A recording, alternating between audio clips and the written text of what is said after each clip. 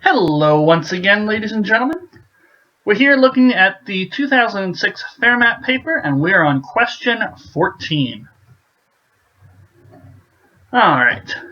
If the system of equations px plus qy equals 8, 3x minus qy equals 38, and this has a solution of xy equals 2, negative 4, then p is equal to...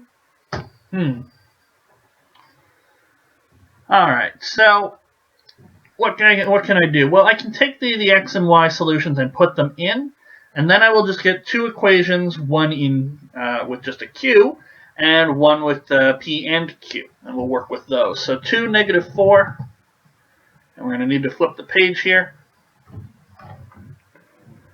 So px, but x is 2, plus q, negative 4, is equal to 8, and then we have 3 times x, and I think it's minus q times negative 4 equals 38. Fantastic. So there we go. Yes, we plugged that in correctly. Now, I actually don't really care what q is. They asked me for p. So what I'm going to do is I'm just going to add these two equations. So p times 2, well, that's 2p. 2 times 3 is 6.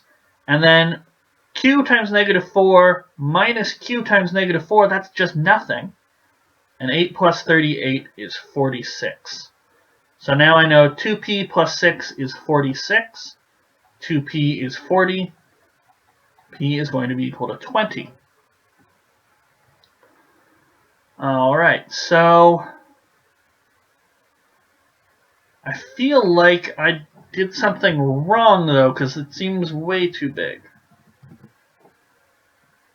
Well, 20 is one of the answers, so we'll go with B and we'll move on. I'm just going to take a moment. I want to double check. It seems like 20 should be too big, so I'm going to solve for Q now.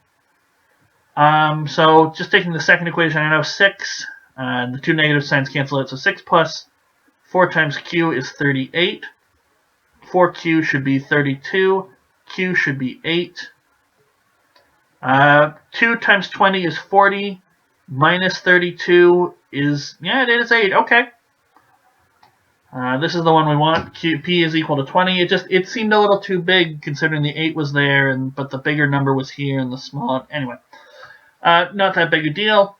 We got 20, and whether or not you were insecure about it, you could have checked, or you could have just moved on. And what we're going to do now is move on to question number 15. I will see you guys for that one in the next video.